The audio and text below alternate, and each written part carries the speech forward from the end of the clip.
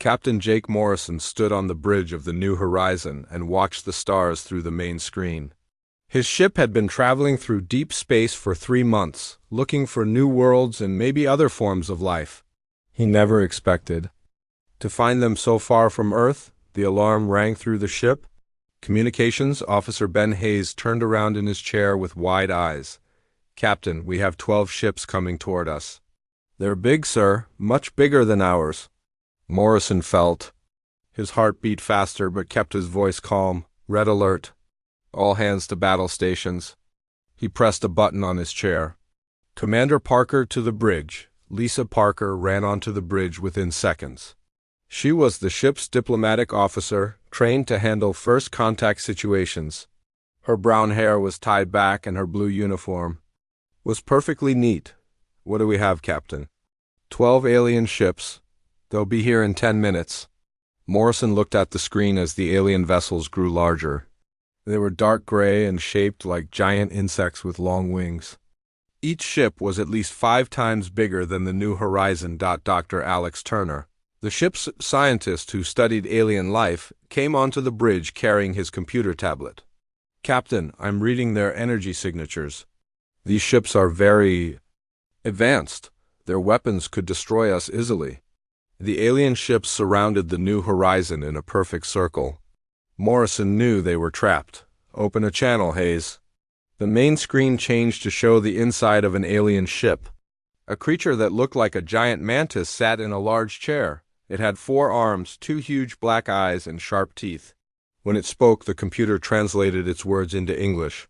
"I am Ambassador Krell of the Zephyrian Confederation. You will identify yourselves and explain why you are in our space." Morrison stepped forward. "I am Captain Jake Morrison of the human vessel New Horizon. We come in peace, seeking to explore and learn about other civilizations." Krell made a clicking sound that might have been laughter. "Humans, how interesting. You have only 1 ship. Tell me, Captain Morrison, how many ships does your species possess?" Morrison thought quickly. This was the most important moment in human history. He could tell the truth and reveal that Earth had thousands of warships and colonies across dozens of star systems. Or he could lie and make humans seem weak and harmless. "We have a few ships for exploration, Ambassador. We are a peaceful people who prefer to trade and share knowledge rather than fight." Commander Parker caught Morrison's eye and gave a small nod. She understood what he was doing. Krell's large eyes seemed to shine with amusement. "A few ships? How primitive. Tell me about your homeworld." "Earth is our only planet. We have a few billion people living in cities. We've only recently learned to travel between stars." Morrison kept his voice steady, even though he was lying about everything. Dr. Turner stepped forward with his tablet. "We would be honored to share our scientific knowledge with the Confederation. Perhaps we could learn from each other." Another alien appeared on the screen. This one looked like a tall lizard with red scales and yellow eyes. "I am Admiral Vex, military commander of this fleet. Your species interests me, human. You seem so small and weak." "We prefer peace to war, Admiral," Morrison said. "We have no desire for conflict." Admiral Vex hissed, which the computer translated as laughter. "Peace. How refreshing. Most species we encounter try to fight us. They all lose, of course. The Confederation has ruled this part of the galaxy for thousands of years." Ben Hayes worked quietly at his station, trying to intercept alien communications. He had been a spy before joining the New Horizon crew. His fingers moved quickly over his controls as he listened to the aliens talking to each other on their private channels. Ambassador Krell leaned forward in his chair. "Captain Morrison, the Confederation offers your species a choice. You may join us as servants, and we will allow some of your people to live. Or you can refuse, and we will eliminate your entire species." Morrison felt cold inside, but kept his face calm. "That's quite an offer, Ambassador. We would need time to discuss this with our leaders on Earth." "You have 1 week," Admiral Vex said. "We will escort your ship back to your homeworld. There we will see these few billion humans and decide if they are worth keeping alive." The screen went dark. Morrison looked around the bridge at his crew. They all understood that Earth was in terrible danger. Commander Parker moved closer to Morrison. Captain, they think we're weak. Should we tell them the truth? No, Morrison said quietly. If they knew how strong we really are, they might bring their entire fleet. This way, they'll only bring what they think they need to destroy a primitive species. Dr. Turner checked his readings. Captain, I'm detecting massive energy signatures. From their ships? Their weapons are powerful, but I don't think they're more advanced than ours. They just think they are. Engineer Katie Sullivan came onto the bridge. She was young but very smart about ship systems. Captain, I've been studying their scans of our ship. They can only see our basic systems. Our real weapons and shields are hidden. Morrison nodded. Good, keep it that way. How long until we can send a message to Earth? Ben Hayes looked up from his station. I can send a quantum message now, sir. But Captain, I've been listening to their private communications. They're not planning to make us servants. They want to kill every human and take Earth's resources. The bridge was quiet for a moment. Morrison felt anger building inside him, but he kept it hidden. What exactly did they say, Hayes? Hayes read from his screen. Admiral Vex told his officers that humans are too weak to be useful slaves. He said they'll destroy all our cities and use Earth as a mining world. Ambassador Krell agreed. He called us pests that need extermination. Commander Parker's hands turned into fists. They're planning genocide. Morrison walked to his captain's chair and sat down. Hayes, send a message to Earth. Use Protocol 7. Tell them we have hostile aliens who want to destroy all human life. Give them our location and tell them we're being escorted home. What's Protocol 7? Dr. Turner asked. Morrison looked at him with serious eyes. It means we're about to be invaded by aliens who want to kill everyone we've ever known. Earth Defense Command will understand. Hayes sent the message in a special code that looked like a normal report to the aliens watching. It would seem like Morrison was just telling Earth about the new friends they had made. Ambassador Krell's voice came through the ship's speakers. Captain Morrison, prepare your ship to travel. We will guide you home so we can meet your leaders. Morrison pressed the communication button. Understood, Ambassador. We're ready to travel. As the alien ships formed around the new horizon, Morrison thought about what was coming. The aliens believed they were escorting one weak ship back to a defenseless planet. They had no idea they were flying toward the most dangerous species in the galaxy. The new horizon and its alien escort jumped into hyperspace. Heading toward Earth, Morrison knew that in 1 week, the Zephyrian Confederation would discover they had made the biggest mistake in their history. He looked at his crew and saw the same determination in their eyes. They would play their part perfectly. The aliens would continue thinking humans were weak and primitive, right up until the moment they learned the truth. Earth had been preparing for this day for decades. The aliens were about to find out why humans were the most feared warriors in 3 galaxies, even though no one knew it yet. 3 months had passed since the New Horizon first met the Zephyrian Confederation. Captain Jake Morrison watched from his bridge as alien ships moved around them like giant metal sharks. His crew had become very good at acting weak and scared. Doctor. Susan Clark walked through the corridors of the alien flagship with Ambassador Krell. She carried a simple tablet and tried to look amazed by everything she saw. The aliens had invited her to study their technology, thinking she was a primitive scientist who could barely understand basic concepts. Your computers are so advanced, Dr. Clark said, staring at an alien control panel. We have nothing like this on Earth. How do you make them work so fast? Krell clicked his mandibles in amusement. Your species has much to learn, human.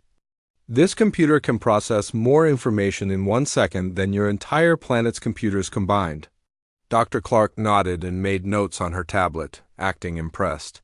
What Krell didn't know was that her tablet contained quantum processors that were far more advanced than anything the Confederation had. She was actually studying their technology and finding it surprisingly primitive back on the New Horizon. Lieutenant Commander Ryan Davis worked with Engineer Katie Sullivan in the engine room. They were making secret changes to their ships' systems, but they had to be very careful. The aliens were watching everything they did. How's the weapon installation going? Ryan asked quietly. Katie looked around to make sure no aliens were nearby. Almost finished. I've hidden plasma cannons behind our cargo bay doors. The aliens think they're just storage compartments. Our shields are now strong enough to survive a direct hit from their biggest guns, Ryan smiled. What about the engine? Modifications? Our real engines are hidden behind fake panels. The aliens think we can barely travel faster than light. They have no idea we can outrun any ship in their fleet. Katie plugged a tool into the wall panel. Captain Morrison's plan is working perfectly. On the bridge, communications officer? Ben Hayes continued listening to alien communications. He had learned their language quickly and could understand everything they said to each other. What he heard made him angry, but he kept his face calm.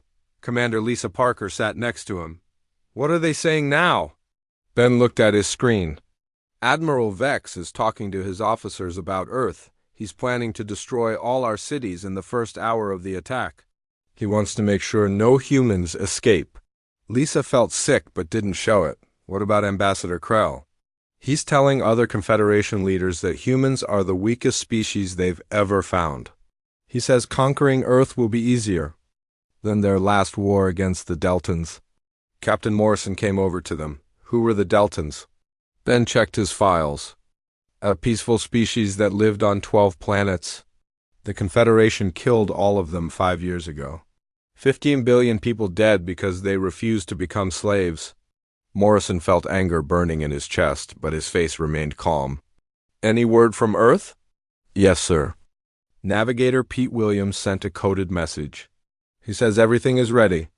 Earth Defense Command is following Protocol 7 perfectly. Protocol 7 was a secret plan that Earth had prepared for exactly this situation. If aliens ever threatened to destroy humanity, Earth would pretend to be weak while secretly preparing the largest military response in human history. Ambassador Krell's voice came through the ship's speakers. Captain Morrison, please come to my ship. We must discuss your planet's surrender terms. Morrison straightened his uniform. On my way, Ambassador. An hour later, Morrison sat in Ambassador Krell's private chamber. The room was decorated with trophies from conquered worlds. Morrison recognized artwork from species that no longer existed. Your species has had time to think about our offer, Krell said. Will humans accept Confederation rule? Morrison looked nervous, which wasn't hard to fake. My leaders on Earth are still discussing it. They're scared, but some think we should fight. Krell made his clicking laugh. Fight? With what? You have told us you possess only a few exploration ships. Some of our military leaders think our planetary defenses might slow you down, Morrison said. They don't understand how powerful the Confederation is. Admiral Vex entered the room. His red scales gleamed under the lights. Captain Morrison, tell us about these planetary defenses. We want to know what resistance we might face. Morrison pretended to be reluctant to talk. We have some orbital platforms around Earth, maybe 50 or 60 stations with basic weapons. Our leaders think they're strong, but I've seen your ships. Our defenses won't last long, Vex hissed with amusement. 60 platforms, how quaint. My fleet could destroy them in minutes. What about your military ships? Krell asked. How many warships does Earth possess? Morrison acted like he didn't want to answer. Please don't hurt my people. We only have about 40 ships, and they're much smaller than yours. Most are used for moving cargo between Earth and our mining stations. The two aliens looked at each other with satisfaction. 40 human ships against a Confederation fleet of thousands. It would be a massacre. Where are these mining stations? Admiral Vex demanded. Morrison seemed to shrink in his chair. We have small bases on asteroids near Earth. Nothing important. We just dig up metals and bring them home. What Morrison didn't tell them was that those small bases were actually massive industrial complexes that built warships and weapons. The 40 ships were just the vessels that happened to be near Earth at the moment. The real human fleet numbered in the thousands and was spread across dozens of star systems. Meanwhile, Dr. Clark was in the alien science laboratory, still pretending to be amazed by everything. She watched as Zephyrian scientists showed her their most advanced weapons. "This plasma cannon can destroy a mountain," the alien scientist explained. "Your primitive weapons cannot compare." Dr. Clark made impressed noises while secretly scanning the weapon with hidden sensors in her tablet. The plasma cannon was powerful, but human weapons were at least 50 years more advanced. The aliens were using technology that Earth had abandoned decades ago. On the New Horizon, systems analyst Greg Thompson worked with Katie Sullivan to prepare their ship's true capabilities. They had been careful to show the aliens only basic systems while hiding their real technology. "The quantum engines are ready," Greg reported quietly. "If we need to fight, we can accelerate to speeds the aliens can't match." Katie nodded. "The stealth systems are working too. We can disappear from their sensors whenever we want." They heard footsteps and quickly switched their displays to show fake engine readings. An alien guard walked by, looking bored. The creature had no idea it was walking past technology that could revolutionize Confederation science. Captain Morrison returned to his ship after spending 4 hours with the aliens. He gathered his senior officers in his private cabin where they couldn't be overheard. "They're planning to attack Earth in 1 week," Morrison told them. "Admiral Vex is bringing 50 ships. He thinks that's more than enough to conquer our entire species." Commander Parker shook her head. 50 ships to invade Earth? They really think we're helpless." Dr. Clark joined them and shared her discoveries.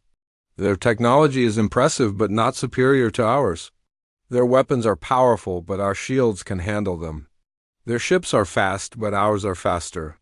Ben Hayes added his intelligence. "Report, I've identified their command structure and communication codes.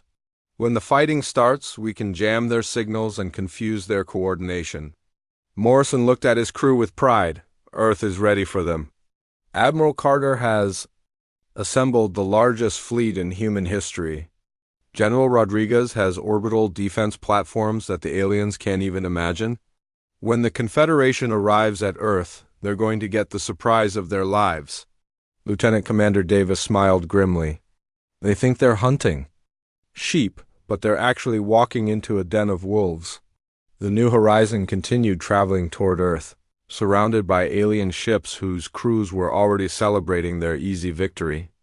None of them suspected that they were flying toward the most dangerous trap in galactic history. In 1 week, the Zephyrian Confederation would learn why underestimating humans was the last mistake many species ever made. The Confederation fleet jumped out of hyperspace at the edge of Earth's solar system. Admiral Vex stood on the bridge of his flagship, looking at the main screen with hungry eyes. 50 massive alien warships floated in perfect formation, ready to destroy what they believed was a defenseless planet. Captain Jake Morrison watched from the New Horizon as the alien ships prepared for battle. His heart was beating fast, but not from fear. He was excited. After months of pretending to be weak, he was finally going to see the aliens learn the truth about humanity.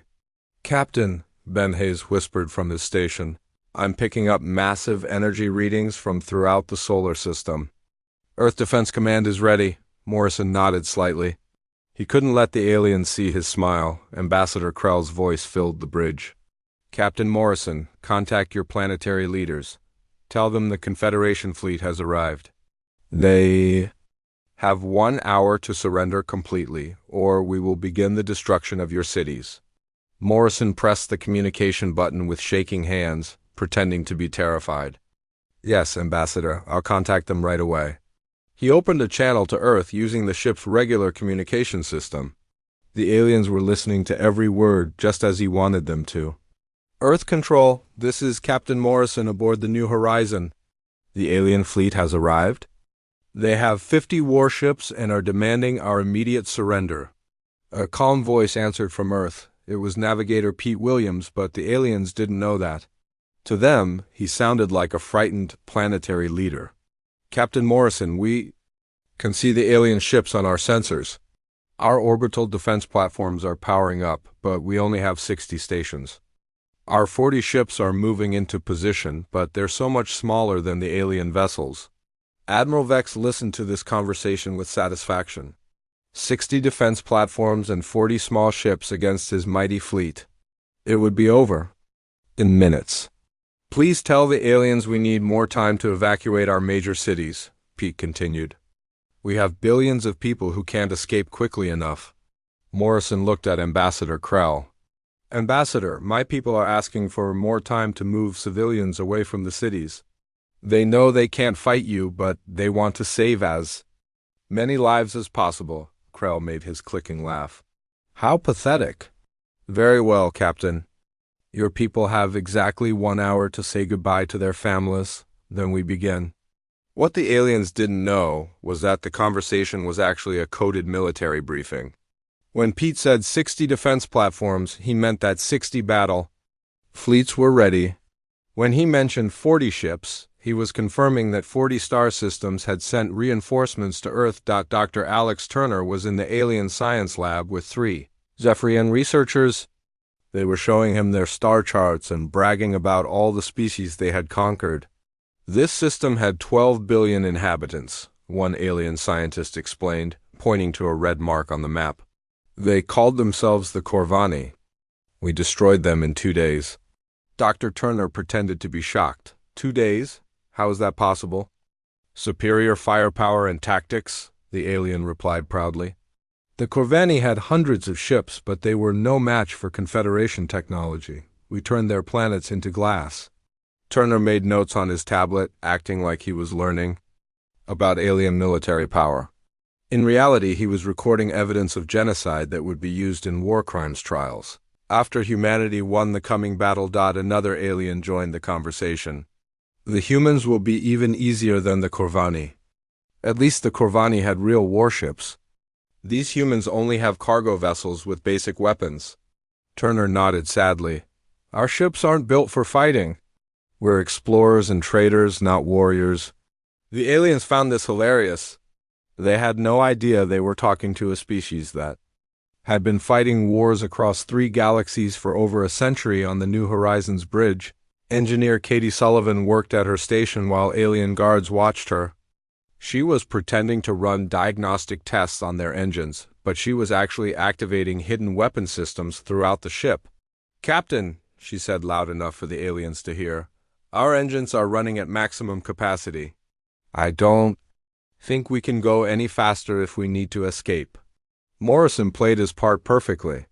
Do your best, Katie. If the fighting starts, we'll need every bit of speed we can get. The alien guards seemed amused by the humans' obvious fear. They had no idea that the New Horizon could outrun every ship in their fleet and had enough firepower to destroy half of them. Lieutenant Commander Ryan Davis was in the ship's armory, supposedly checking their primitive weapons. 2 alien soldiers watched him as he looked at what appeared to be basic laser rifles. These are our most advanced weapons, Ryan told them with embarrassment. I know they're not much compared to your guns. One alien picked up a human rifle and examined it. This weapon is centuries behind our technology. How do you expect to fight with such primitive tools? Ryan shrugged helplessly. We don't. We're hoping you'll let some of us live if we surrender without fighting. The alien soldiers found this pathetic display very entertaining. They didn't notice that Ryan had quietly activated several hidden weapon lockers throughout the ship. When the fighting started, the New Horizon would reveal an arsenal that would shock the entire Confederation. Commander Lisa Parker was in her quarters, supposedly writing letters to her family on Earth. Actually, she was coordinating with human intelligence agents throughout the Confederation fleet. Over the past 3 months, the humans had planted listening devices and computer viruses in dozens of alien ships. Her computer screen showed a message that looked like a personal note. Dear Mom, I hope you're safe when the aliens attack. Please take care of Dad and tell him I love him. The real meaning was much different. Human agents had successfully compromised the alien fleet's communication systems. When the battle began, the Confederation ships would find their computers malfunctioning at the worst possible moment. Admiral Vex called a meeting of his ship commanders. Morrison was forced to attend as a witness to the Confederation's mercy. He sat quietly in the corner while 50 alien officers planned the destruction of his species. The human planet has 3 major continents, Admiral Vex explained, showing a holographic map of Earth. We'll divide our fleet into 3 groups and attack all population centers simultaneously. A reptilian captain raised his clawed hand. Admiral, what about their orbital defenses? Vex hissed with laughter. 60 platforms with primitive weapons? My flagship alone could destroy them all. We'll sweep them aside like debris?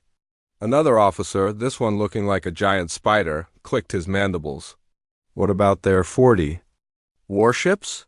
Cargo vessels with basic weapons, Vex replied dismissively. We'll give them a chance to surrender. If they refuse, we'll vaporize them. Either way, they won't delay us for more than a few minutes. Morrison listened to these plans while keeping his face calm and frightened. Inside, he was counting down. The minutes until these arrogant aliens learn the biggest lesson in galactic history. The meeting ended with the alien commanders, confident they would be celebrating victory within hours. They saw Morrison's pale face and trembling hands, never suspecting that his fear was actually barely contained excitement. As the New Horizon and the Confederation fleet approached Earth, Morrison sent one final coded message to the planet. To the aliens, it sounded like a desperate plea for help. In reality, it was the signal that started the largest military operation in human history. Earth Control, we're almost home. The aliens are preparing to attack. Please, if you have any secret weapons or hidden ships, now is the time to use them. Don't let humanity die without a fight. Pete Williams' response sounded defeated and hopeless. We'll do what we can, Captain. Earth will not surrender easily, even if we're doomed to lose. Admiral Vex smiled with cruel satisfaction. In 1 hour, he would discover that humans had been telling the truth about one thing. Earth would definitely not surrender easily. The alien fleet continued toward humanity's homeworld, completely unaware that they were flying into the most devastating trap ever set in the history of galactic warfare. The Confederation fleet dropped out of hyperspace near Earth. Admiral Vex expected to see a few small orbital stations and maybe some cargo ships trying to hide behind a primitive planet. Instead, his bridge fell completely silent as every alien stared at the main screen in shock. Space around Earth was not empty. It was filled with thousands of massive structures that stretched from the inner planets all the way to Jupiter. Orbital cities the size of moons rotated slowly in perfect formations. Mining platforms bigger than Confederation battleships moved between asteroid fields that had been converted into vast industrial complexes. What is this?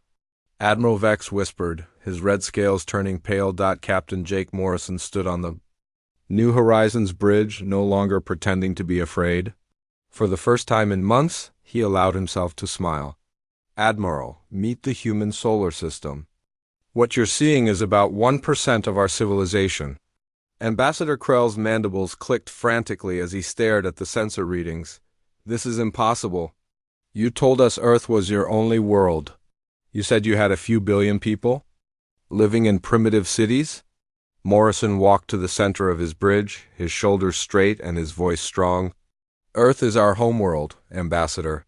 But we haven't been limited to one planet for over 200 years. We have colonies in 47 star systems and major installations in over 200 others. The alien sensors were going crazy trying to count all the human structures. Massive shipyards near Jupiter were building vessels that dwarfed the largest Confederation ships.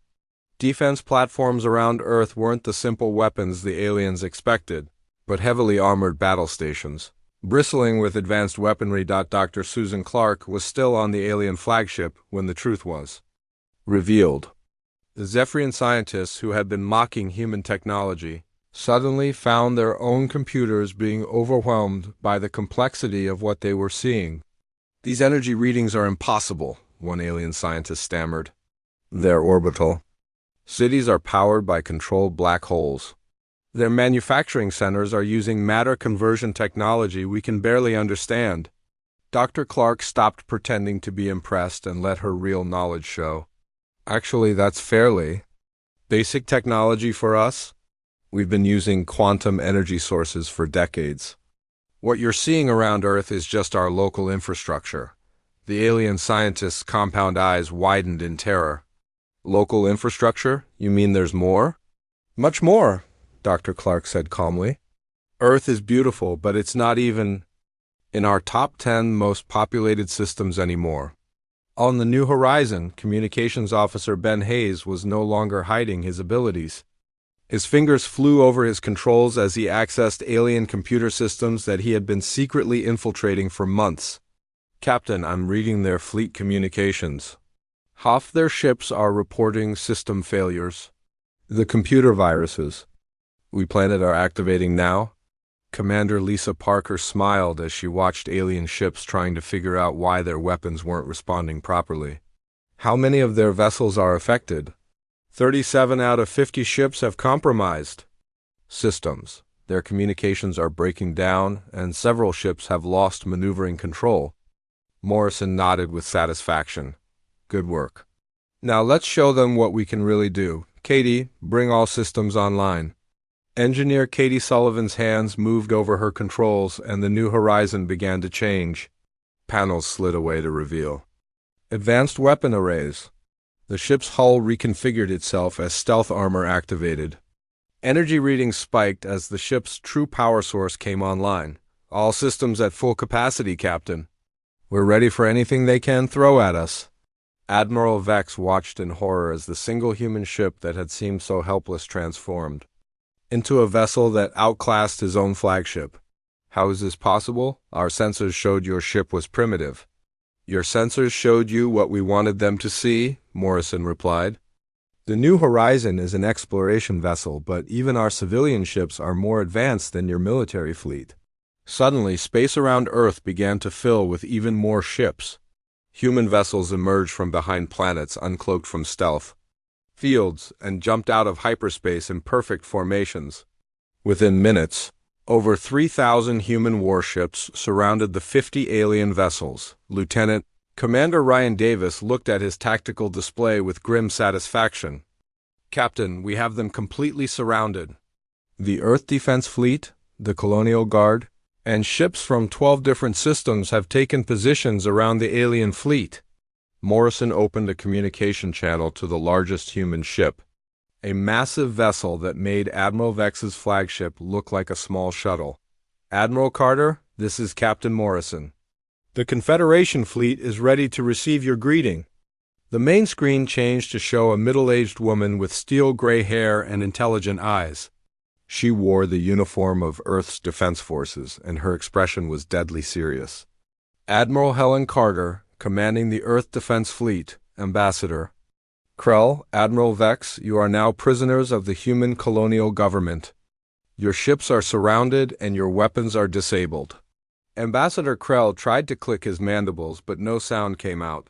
His forearms trembled as he stared at the human fleet surrounding them. Admiral Vex finally found his voice. This is a trick. You cannot have this many ships. Our intelligence told us you were a primitive species. Admiral Carter's expression didn't change. Your intelligence was wrong about many things, Admiral. For example, you believed humans were confined to one star system. You were wrong. You believed we were a peaceful species that had never fought a war. You were wrong about that too. Dr. Alex Turner was still in the alien science lab, but now the roles were reversed. The Zephyrian scientists were asking him questions with desperate voices. How long have you been watching us? One alien demanded. Turner checked his tablet, which was now displaying its true capabilities. We've known about the Confederation for 63 years. We've been monitoring your expansion, studying your technology, and preparing for the day you discovered us. But why didn't you contact us earlier? Another alien asked. Because we researched your history first, Turner replied coldly. We learned about the 43 species you've exterminated. We discovered your policy of genocide against any civilization that refuses to become your slaves. We decided you were too dangerous to approach diplomatically. Admiral Carter continued her communication with the alien fleet. The human colonial Government has evidence of your crimes against dozens of intelligent species. The Corvani, the Deltans, the Zephyrians of the Outer Rim, and many others. You are all guilty of genocide on a galactic scale. Ambassador Krell tried to sound diplomatic. Admiral Carter, perhaps we can negotiate. The Confederation is willing to discuss peaceful coexistence. Peaceful coexistence? Admiral Carter's voice was ice cold. You came here planning to exterminate every human being in the galaxy. You discussed turning our children into slaves and our planets into mining worlds. You called us pests that needed extermination. Admiral Vex's scales were now completely pale. How do you know what we discussed in private? Ben Hayes answered from the New Horizon. Because we've been listening to every word you've said for the past 3 months. We know about your plans to destroy our cities. We know about your intention to kill every human civilian. We know everything. Morrison walked to the front of his bridge and looked directly at the alien commanders. You made one critical mistake, Admiral Vex. You assumed that because we chose to appear weak, we actually were weak. You confused our patience with powerlessness. More human ships continued to arrive. Vessels from distant colonies jumped out of hyperspace carrying the flags of New Terra. Volf 359, Alpha Centauri, and dozens of other human worlds. The alien fleet was now outnumbered 60-1. Commander Parker stepped forward. Admirals, you're looking at less than 10% of the human fleet. Most of our ships are still defending our colonies in other galaxies. Other galaxies? Ambassador Krell's voice was barely a whisper. The Milky Way, Andromeda, and the Magellanic Clouds, Dr. Clark explained. Humanity has been an intergalactic species for over 50 years. Admiral Vex collapsed into his command chair as the full scope of human civilization became clear. They hadn't stumbled across a primitive planet. They had declared war on the most advanced and powerful species in known space, Morrison's voice carried across all communication channels, reaching every ship in both fleets. You wanted to see our homeworld, Admiral. This is what 1% of humanity looks like. Now you're going to learn what happens when you threaten the other 99%. Admiral Helen Carter stood on the bridge of her flagship, Terra's shield, watching the alien fleet struggle with their failing systems. The massive human battleship was 10 times larger than Admiral Vex's vessel and bristled with weapons that could crack planets in half. Open a channel to all Confederation ships, Carter ordered. Her voice was calm but carried the weight of absolute authority. The main screen showed both Admiral Vex and Ambassador Krell on their respective bridges. Both aliens looked defeated and terrified. Around them, their crew members were frantically trying to repair systems that had been sabotaged months ago. I am Admiral Helen Carter, Supreme Commander of Human Defense Forces. You are now facing the consequences of your decision to attempt genocide against the human species. General Frank Rodriguez appeared on another screen. He commanded the Colonial Marine Corps from his command ship above Earth's moon. His weathered face showed no mercy as he looked at the aliens who had planned to murder billions of innocent people. Confederation forces, you are completely surrounded. Your weapons are disabled, your communications are compromised, and your ships are trapped by our gravity fields. Any attempt to escape or attack will result in your immediate destruction. Admiral Kevin Barnes joined the communication from his Deep Space Fleet command vessel. His ships had just arrived from the Andromeda Galaxy, their hulls still glowing from the long journey through intergalactic space. Admiral Vex, my fleet alone contains more firepower than your entire Confederation. Military.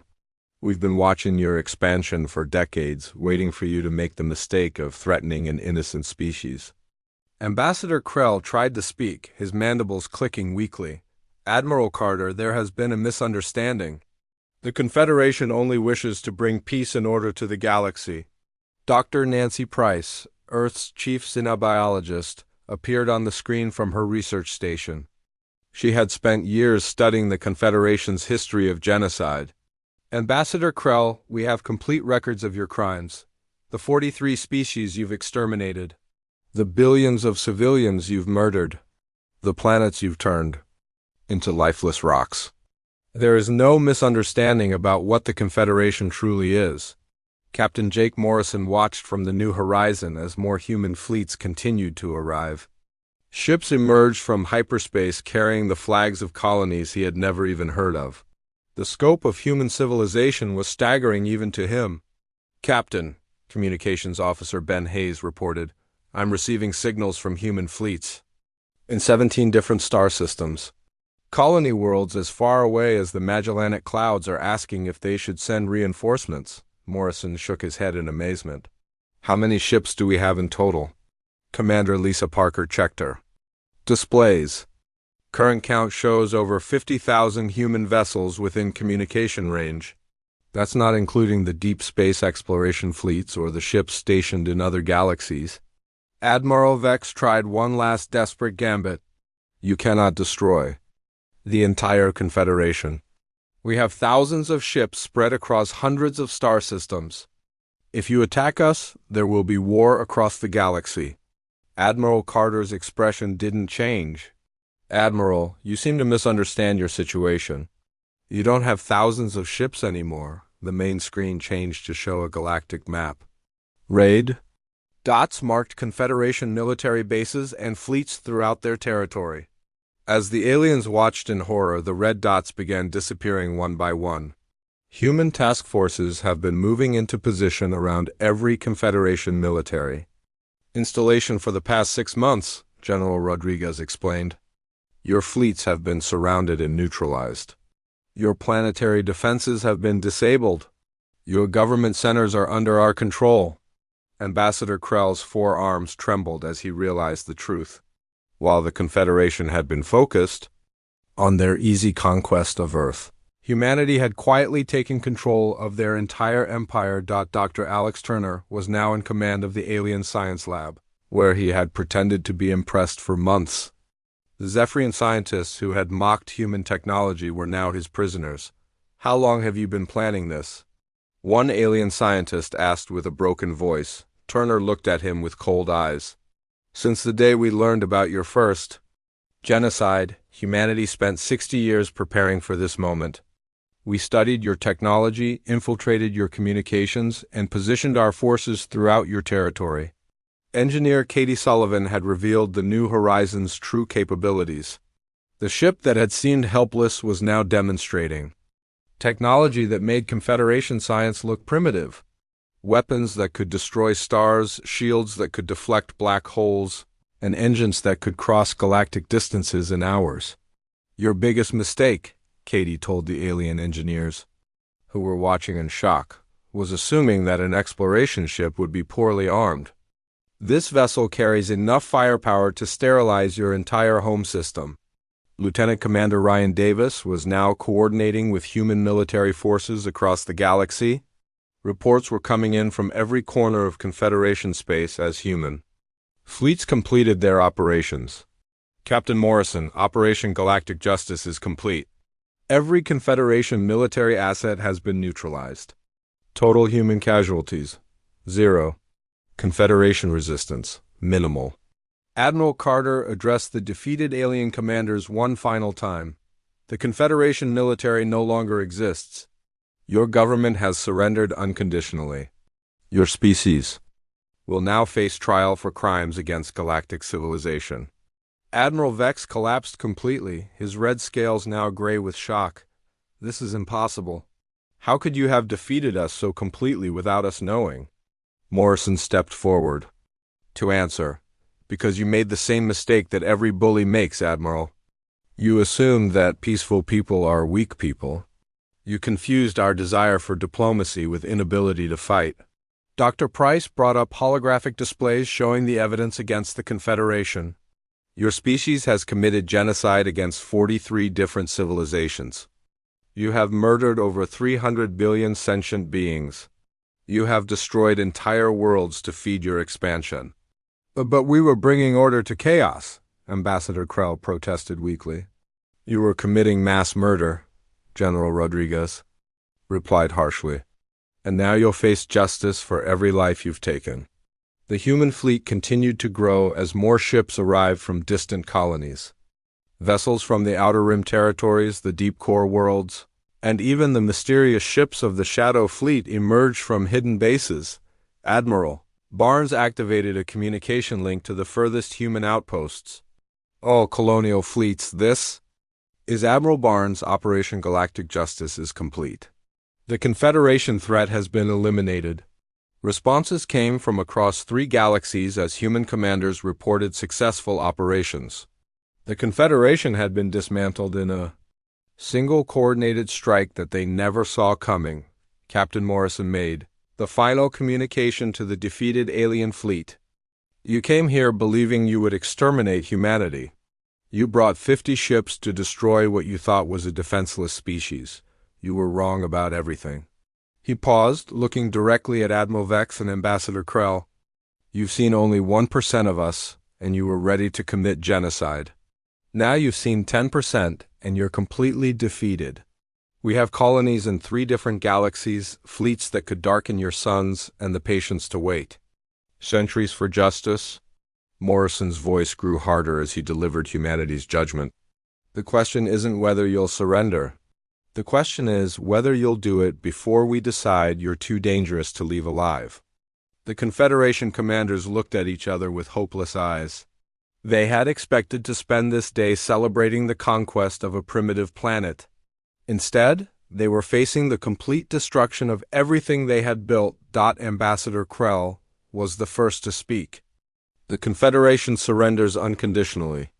We submit to human authority and ask for mercy. Admiral Carter nodded slowly. Your surrender is accepted. The Confederation will be dissolved. Your surviving populations will be relocated to worlds where they can live peacefully under human supervision. Your war criminals will face trial. She looked directly at the alien commanders who had planned genocide. As for you personally, you will spend the rest of your lives in prison, thinking about the 300 billion people you murdered. The great Confederation fleet, which had ruled through fear for thousands of years, was escorted to Earth by human vessels as prisoners of war. Their empire was gone, their military was destroyed, and their dreams of galactic domination had become their worst nightmare. Captain Morrison stood on his bridge, watching the defeated alien ships being led away. Humanity had revealed less than 10% of their true strength, and it had been more than enough to end the greatest threat the galaxy had ever known. The stars belong to humanity now, not through conquest but through the simple act of defending the innocent against those who would destroy them.